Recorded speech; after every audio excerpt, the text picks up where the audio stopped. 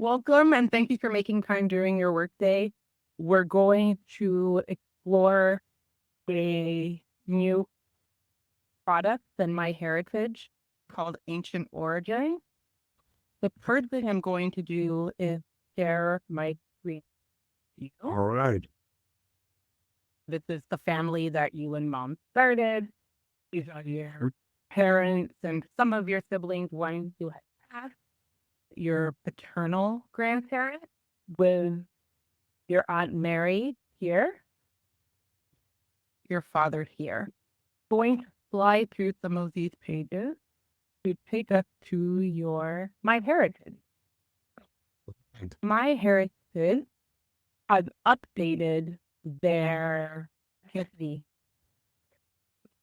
Before their update, your DNA ethnicity estimates that you are 51.4% Nigerian, 34.5% Sierra Leonean, and 4.1% Finnish. When they updated it to their new version, you are 98.7% Nigerian and 1.3% West African. When you go to their website, they provide details as to what that means. Like in their configuration, you can see that none of these circles just cover Nigeria. So Nigeria is defined as something other than what we're. It's essentially like West Africa. MyHeritage has this new feature called Ancient Origins. So during the Bronze Age, it appears that your DNA is most similar to these colored areas. You see that? Which is where some Here we've got some like Central Africa. Yes, Central Africa and some North Africa, Australasia, the Indian subcontinent, and parts of Europe. If you're logged into your webpage and you click on your presentation that I just showed you, it'll bring you here. And you'll click on Ancient Origins Breakdown. So this is the map that we were just looking at. Okay. Okay. So it says over here, it talks about your genetic. Basically, anything that's green is pretty good. So during the Bronze Age, 94.2% of your DNA is associated with sub-Saharan Africa. West African, 90%. Pygmy, 4%. Question, 0.2%. So when it's described, it says this genetic component is represented by present-day sub-Saharan African population due to the lack of sufficient ancient samples.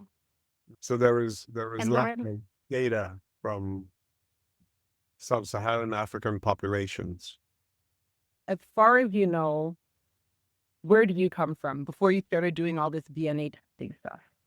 Well, as far as I know, my background is mostly from equatorial West Africa, which means a migration from what would be present-day Mali, Kenya, that area, coming southeast, through Ivory Coast to modern day Ghana. That would be most of it. My father's family name is Dutch descended from the 1700s. And I also know that my mother's family is also some Anglo-Saxon component from at least her grandfather on the paternal side. Okay, so you're aware of European history, which showed up not as Dutch, but, you said Scandinavian in the old ethnicity report. But in the new ethnicity report, you're purely African, but you know for a fact that you have European ancestry. Okay. So we just saw what it looked like for sub-Saharan African, which was 94.2% of what we were to look at for your Bronze Age connection. We looked at the next subpopulation. We've got Northwest African from 5,200 to 4,900. 1.8%. Teeny tiny, right? Mm-hmm. It said early Neolithic Moroccans around 5,000 BCE are similar to later Stone Age individuals from the same region. It goes on with a much longer description than we had for sub-Saharan African. You've got a reference sample here, and there's a research link about the Maghreb ancient genome. This is an area they're saying a teeny tiny bit of your genome. Yeah, I guess that's kind of when I said maybe Mauritanian. It would be northwest of Mauritania, but it would be in that area. Okay.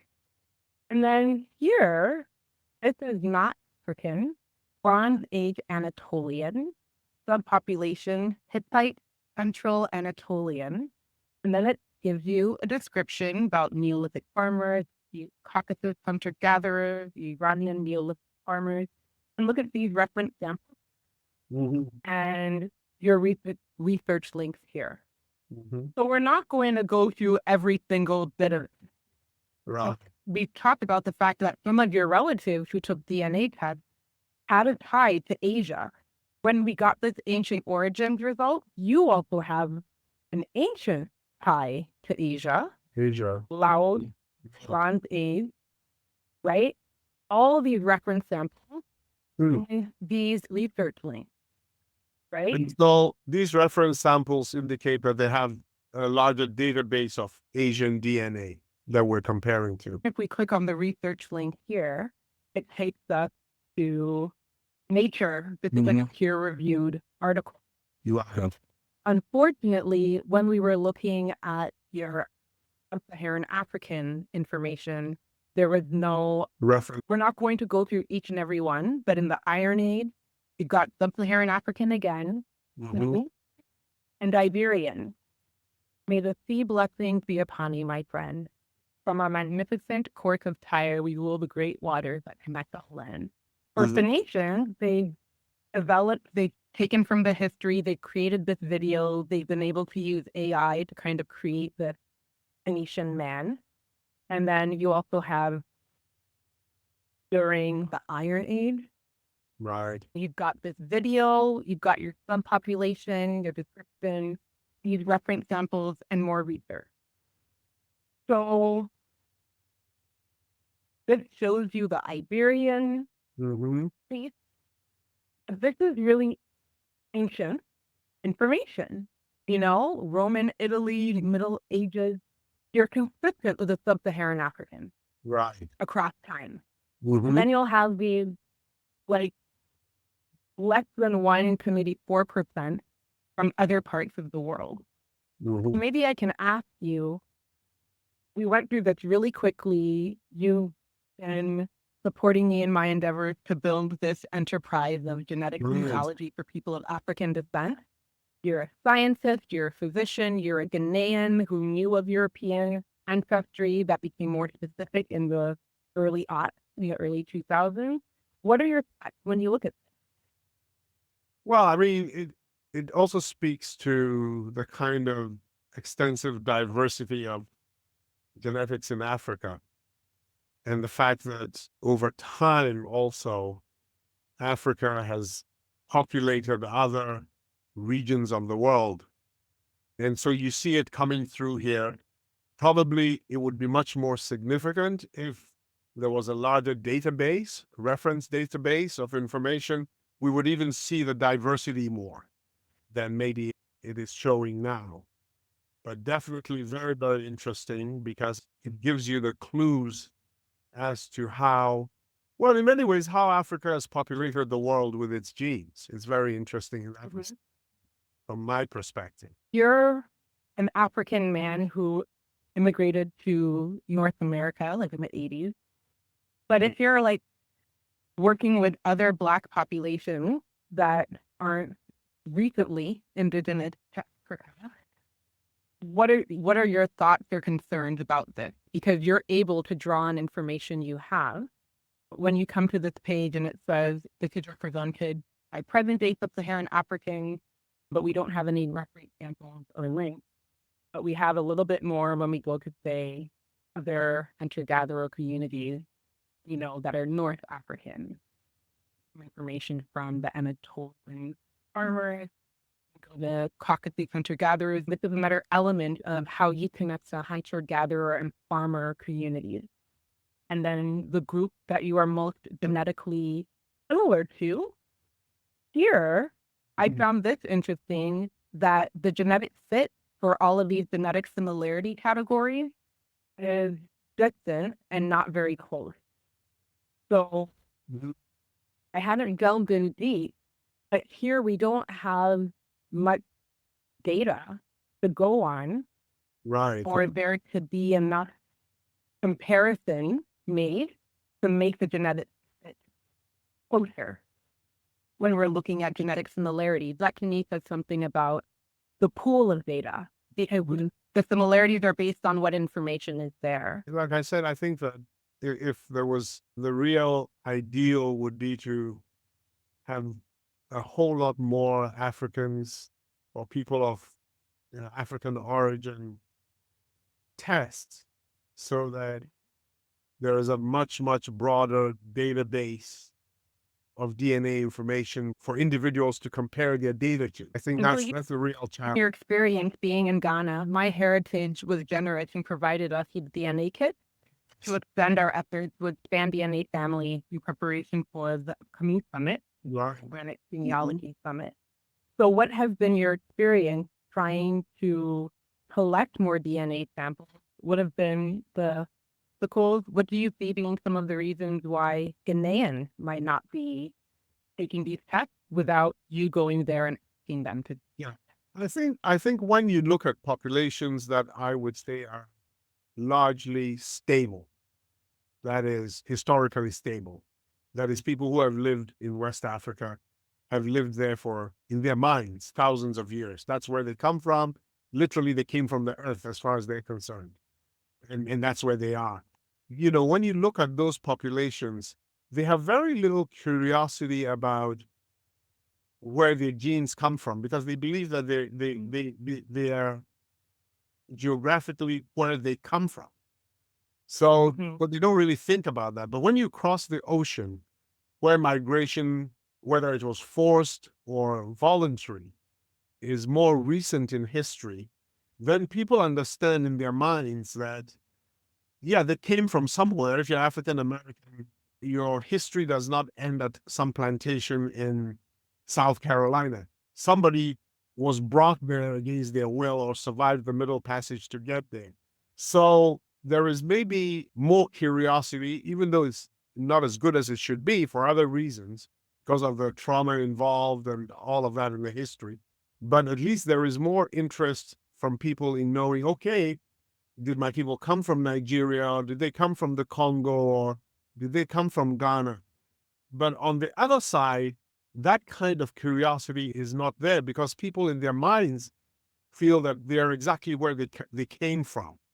So it's harder to get them interested in providing samples which would inform us about some of the migrations from the old ancient empire of Songhai or Mali or Ghana, or from Mauritania or North Africa, or even what is the relationship between Egypt, the Nubian civilization, and West African civilization. So I think that's really the tension. That's the difference.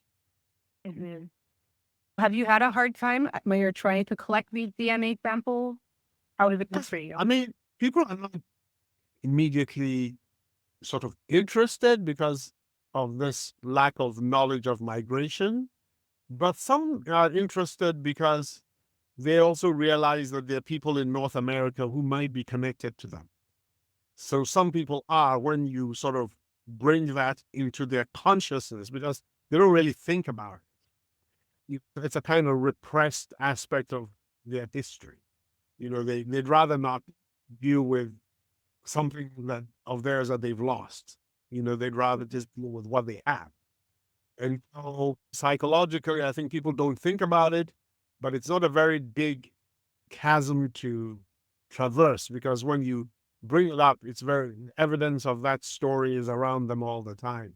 They have African Americans visiting their slave castles, so they know it, but it's just not connected to it on a daily basis in that way.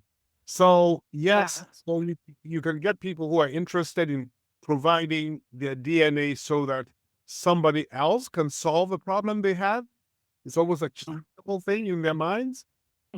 In that sense, you get people who are interested in doing it, though whether they are as interested in knowing those connections or not, specifically is a different thing. So overall, it does take some conversation with people to get them into the space where they're prepared to give, their samples. On the other side, I find, and you can speak to this more in North America, because of the history of how medicine has abused Black populations in North America, the resistance has more to do with suspicion of what are you going to do with my sample or what my data. So basically, collecting DNA samples from Black people, whether it's in America or is in Africa, is confounded by our history. Yes, And very confounded by her. Mhm. So we reviewed your ancient ancestry, MyHeritage and Family Tree DNA. We worked together. And so you know that we've done your Y-DNA testing, your paternal line, and your mitochondrial, your maternal line. Right, Now that we're getting ready for this transatlantic genealogy summit, right, thanks to DNA testing, right? So we've been able to figure out where your ancient maternal line comes from through connecting with African American, Caribbean, Canadian American, British, like African, all these different kind of ways people are defined or described. We've been able to make connections that clarify our African ancestry thanks to the DNA tests of people in the diaspora. Mhm. And so we've learned more about these lines of your family, your father, your paternal grandfather. We know that the map, which is, they call it the mitochondrial Eve, is what we talk about for mtDNA, this Adam, is not the biblical Adam, but the genetic ancestral Adam. And we just see the way people migrated out of Africa. This is meant to be your ancestral path. Wow. But your here, Auntie Mary, right? She took a DNA test. And because of her test, this family here, many of whom, some of whom live in Georgia, some in California, by chance they were visiting Atlanta when I sent a message on one of these DNA platforms. And a Kula here responded and said they were in Atlanta. And so we met at a coffee shop. And only recently I was able to narrow down, not only is she connected through your side of the family as opposed to my mom's side of the family, but she is a match through your paternal grandmother right here. And in terms of our work, focusing very specifically on certain branches of your Ghanaian family, we've been able to narrow down that even though we can't name the ancestors from the Calvin White family, Right. the Aiken family, or the Ulzen and the Aiken family, we know that the connection comes from this woman and her ancestors, and this woman and her ancestors. Wow. Wow. That And is so it's been very challenging to research the connections of women because they're not documented historically, right? But because this little girl, as a grandmother, right, took a DNA test, because this woman took a DNA test, we've been able to learn about this woman about whom I don't think anybody wrote anything. Right. Right. What records exist? It's thanks to, frankly, what I'm recognizing is the archive that lives within us for Right. DNA. Mhm. That's how we're able to make these connections. So what are you looking forward to before we leave for the Transatlantic Genealogy Summit? Well, I mean, I'm looking forward to possibilities. I think that's the best way I can describe it. Possibilities and surprises, because I mean, the more people test, the older people we get testing in Africa, and I guess even the older people we get testing in the diaspora, the more likely we are to answer questions for people who are looking for answers. So I'm hoping that there's going to be a lot of people discovering answers that they're looking for about themselves, about their DNA, about their history. Yeah. Well, thank you so much for taking this time and exploring the No problem. And I think we hope that we have a great summit in Atlanta in May.